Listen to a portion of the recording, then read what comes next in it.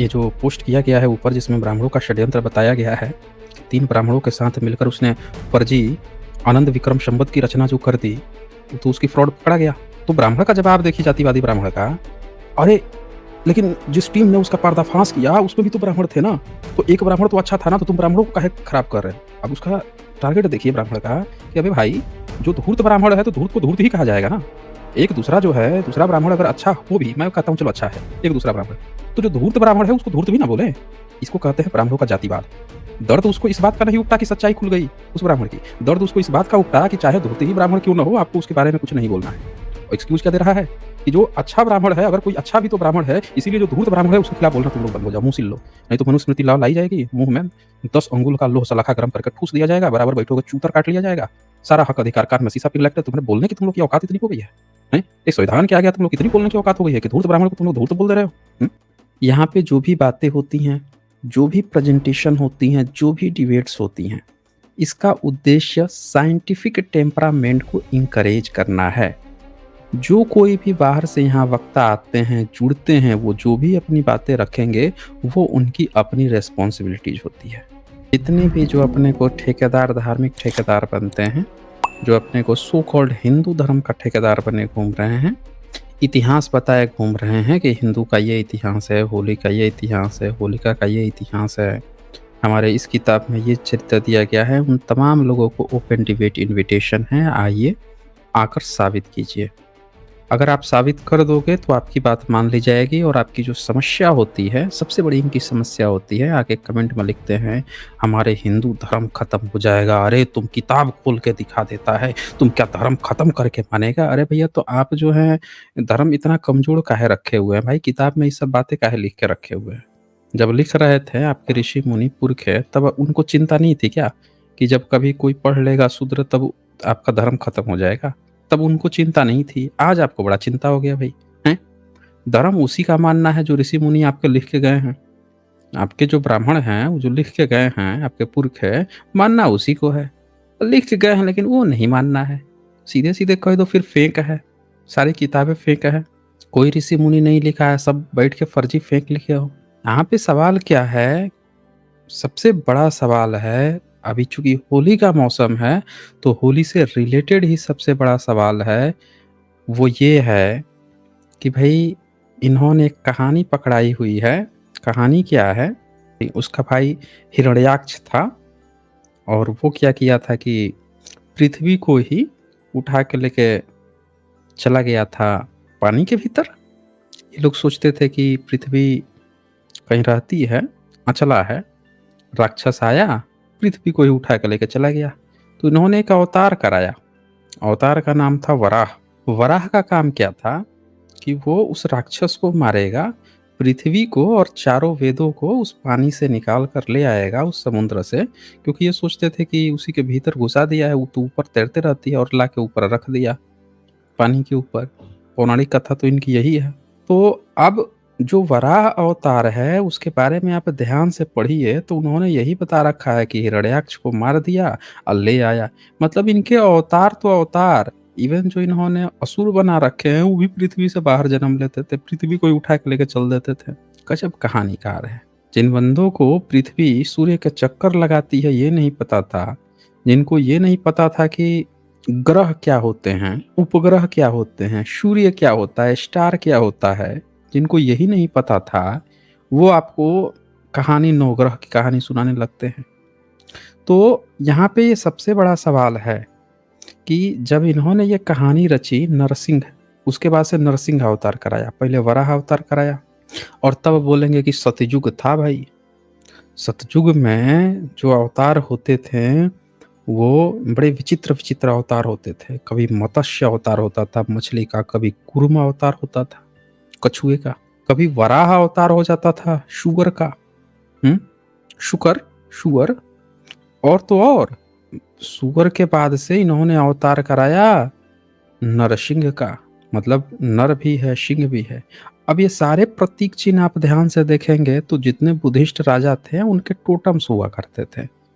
सारे बुद्धिस्ट राजाओं में ये सारे सिंबल मिलते हैं।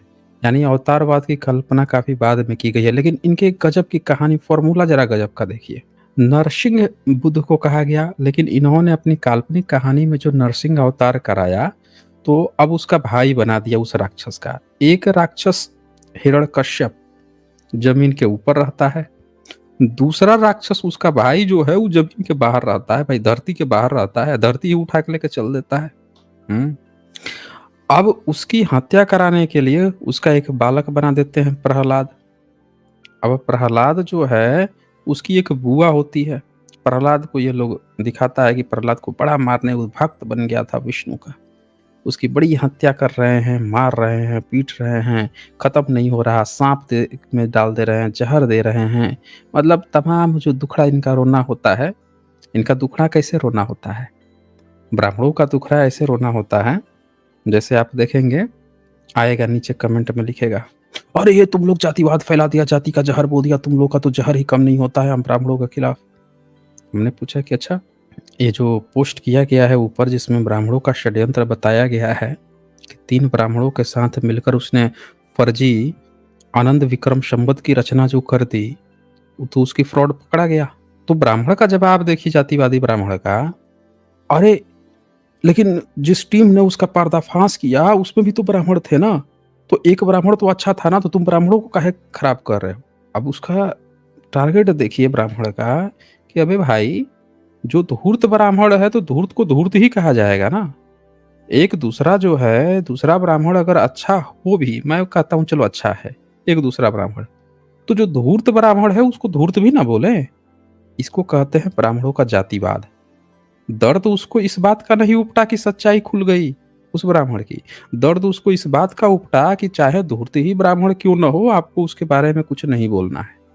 और एक्सक्यूज क्या दे रहा है कि जो अच्छा ब्राह्मण है, अगर कोई अच्छा भी तो ब्राह्मण है, इसीलिए जो धूर्त ब्राह्मण है उसके खिलाफ बोलना तुम लोग बंद हो जाओ, मुंह सिल लो, नहीं तो मनुस्मृति लाई जाएगी, मुंह में 10 अंगुल का लोह सलाखा गर्म करके ठूस दिया जाएगा, बराबर बैठोगे चूतर काट लिया जाएगा, सारा हक अधिकार कान में शीशा पिघला के, तुम्हारे बोलने की तुम लोग की औकात इतनी हो गई है, हैं? एक संविधान के आगे तुम लोग कितनी बोलने की औकात हो गई है कि धूर्त ब्राह्मण को तुम लोग धूर्त बोल दे रहे हो। खैर मुद्दे पे आते हैं। तो अब यहाँ पे सवाल क्या है कि जो होलिका है, ठीक है, उसकी बुआ उसको क्या बताते हैं, कहती है कि हमको ना ब्रह्मा जी आशीर्वाद दिए हैं। अच्छा, ब्रह्मा भी बड़ा गजब का देवता है, विन विन पोजीशन में है, ऐसा लग रहा है पॉलिटिशियंस है, 2 पॉलिटिशियन हैं, एक पक्ष का है एक विपक्ष का है। अब ब्रह्मा जो हैं वो राष्ट्रपति हैं, कल्पना कीजिए, इमेजिनेशन। अब उनका काम क्या है कि विपक्ष वाला जाएगा उसको भी आशीर्वाद देंगे, पक्ष वाला जाएगा उसको भी आशीर्वाद देंगे। तो उस बंदे का ब्रह्मा का क्या कनेक्शन है कि सृष्टि की रचना वो कराता है इनकी किताबों के अनुसार, और आशीर्वाद बराबर इनको भी दे रहा है कि जा भाई, तू जो है तू आग में बैठ जाएगी तो तू नहीं जलेगी। और तो और हिरण्यकश्यप को भी देता है आशीर्वाद, वरदान, कि जा भाई तू न दिन में मरेगा, न रात में मरेगा, न जमीन पे मरेगा, न आसमान में मरेगा, पता नहीं क्या क्या उसको दे जाता है। अब जरा सोचिए कनेक्शन कितना जबरदस्त है कि ब्रह्मा जो है असुरों को भी दे रहा है भाई, वरदान पे वरदान। तो भाई भारत के जो SC ST OBC उनके का कांटे लग गए थे ब्रह्मा में, हैं, कांटे लग गए थे कि जब लिखा जा रहा था कि इनको पढ़ने का हक नहीं है, कान में शीशा पिघला दो के डाल दो, हैं, शंभू की हत्या हो रही थी, तब ब्रह्मा को क्या कांटे लग गए थे। सारा खेल शूद्र का है, मैं बता रहा हूँ, इनका सूर असुर सब में ब्रह्मा प्रसन्न है भाई, मरवा भी देगा, वरदान भी दे देगा, बस SC ST OBC को हक नहीं देगा ये, चाहे ब्रह्मा हो, चाहे विष्णु हो, चाहे महेश हो, याद रखिएगा। अब ये होलिका नाम का एक कैरेक्टर खड़ा करते हैं, कहते हैं लेके गोदी में बैठ जाती है, आग जलते रहती है, वही जल जाती है, वरदान काम नहीं आता है, छल हो जाता है और प्रहलाद बच जाता है। अब उसका भाई हिरण्यकश्यप क्या कहता है कि भाई देखो, तुमने मेरी बहन को मार दिया, तुम्हारा भगवान है कहाँ पे, ये क्या कड़कड़ में है। तो प्रहलाद कहता है हाँ भाई कड़कड़ में है, तो ये क्या, इसको मैं दीवार को तोड़ दूं, ये खंभा तोड़ दूं, क्या इसमें से निकल आएगा। तो कहता है हाँ भाई, इसमें तोड़ोगे इससे भी निकल आएगा। तोड़ता है, उससे निकल आता है नरसिंह, आके उसको गोदी में बैठा के फाड़ देता है। अब यहाँ पे इस बात को गौर कीजिए, ये कहानी आपको कब की बताई गई, सतयुग की। नरसिंह अवतार आपको काल्पनिक एक कहानी किरदार खड़ा किया, एक काल्पनिक किरदारें क्यों खड़ी करनी पड़ती है। आपसे कोई पूछे कि टीचर्स डे क्यों मनाया जाता है, अब कोई कह दे कि टीचर्स डे के दिन ना ब्रह्मा ने सरस्वती से कहा कि देखो तुम विद्या की देवी बन जाओ, तुम पढ़ाई-लिखाई करना, और तब सरस्वती जी ने ऐसा कहा कि ठीक है, आज से हम पढ़ाई करेंगे, और तब से बस टीचर्स डे मनाया जाने लगा। आपको कोई ये कहानी सुना दे और लिख दे उसको किसी किताब में, नकली किताब में, कह दे कि हमारे ऋषि-मुनि, आप मान लेंगे? एक्चुअल में आप देखेंगे तो टीचर्स डे जो मनाया जा रहा है उसका एक लॉजिकल कारण है कि किसी व्यक्ति के, भले ही वो व्यक्ति एक्स वाई जेड फ्रॉड हो, अच्छा व्यक्ति हो, खराब व्यक्ति हो, जैसा भी व्यक्ति हो, लेकिन उसके नाम पर मनाया जा रहा है। लेकिन अगर वो व्यक्ति बहुजन समाज का होता तो अब कहानी क्या बन जाती कि टीचर्स डे क्यों मनाया जाता है? तो ब्रह्मा ने सरस्वती को वरदान दे दिया, कोई घटना एक काल्पनिक बना दी जाती या परोस दी जाती। बर गलती से हुआ क्या कि वो व्यक्ति जो है जिसके नाम पे मनाया जा रहा है, उस पर बहुत सारे विवाद हैं, थीसिस चोरी का भी विवाद है खैर अपने ही स्टूडेंट का। लेकिन वो गलती से बहुजन समाज का, एससी, एसटी, ओबीसी का नहीं है। होता तो वो भी टीचर्स डे पे कोई सरस्वती की कहानी आ गई होती अब तक। तो उसी तरह से जितने भी पर्व त्योहार मनाए जा रहे हैं, सबके पीछे एससी, एसटी, ओबीसी अगर हैं, उनका अगर पर्व त्योहार है, उनकी अपनी कहानी है, तो फिर वहाँ पे आपको अगर ब्रह्मा, विष्णु, महेश काल्पनिक कथा कहानी अगर वो परोस दिया है, समझ जाइए कि फिर उसका असली कारण, उसके पीछे का कारण एससी, एसटी, ओबीसी होंगे, जिसको छुपाने के लिए उसको जबरदस्ती नकली कहानी परोसनी पड़ी है। अब ये कहानी सतयुग में सुना दी गई, नरसिंह अवतार। नरसिंह के बाद से कौन सा अवतार कराया इन लोगों ने? सोचिए भाई, परशुराम, राम, कृष्ण ये तो बाद में आते हैं ना, ये तो सतयुग के बाद में वामन आता है, वामन भी सतयुग में ही चला गया इनकी काल्पनिक कहानियों के अनुसार। अब परशुराम और राम आते हैं त्रेतायुग में, अब होलिका जल गई सतयुग में इनकी कहानियों के अनुसार। तो ये बताइए जरा कि सतयुग के बाद से आता है त्रेता युग, तो त्रेता में तो राम थे, राम को तो फिर होली खेलनी चाहिए थी, हर साल होली खेलनी चाहिए थी, कम से कम सीता माता जी के साथ तो जरूर खेलनी चाहिए थी। देखिए मैं रिस्पेक्ट देता हूँ, लोग कहते हैं कि आप ना राम बोल देते हो, सीता बोल देते हो, मैं तो कहता हूँ कि चलो राम तो राम हैं, सीता को माता हम कह देंगे, सीता माता के साथ हमारा पूरा मतलब स्नेह है, क्योंकि उनको बहुत दुख दिया गया है, गर्भवती अवस्था में उनको बाहर निकाल दिया गया, उनको अग्नि परीक्षा देनी पड़ी, आग में जलना पड़ा। हमारा स्नेह इस काल्पनिक पात्र में भी सीता के साथ है। तो अब ये देखिए, राम और कृष्ण जब आते हैं, कृष्ण भाई महाभारत हमने पढ़ा, हमको होली तो दिखा नहीं उसमें, मिलना चाहिए था ना, हर साल होना चाहिए था, हर साल मनाया जाना चाहिए था, क्योंकि फाल्गुन पूर्णिमा के दिन मनाया जाता है भाई। तो फाल्गुन पूर्णिमा का जो कैलेंडर होगा, तभी तो पता चलेगा फाल्गुन पूर्णिमा किस दिन है।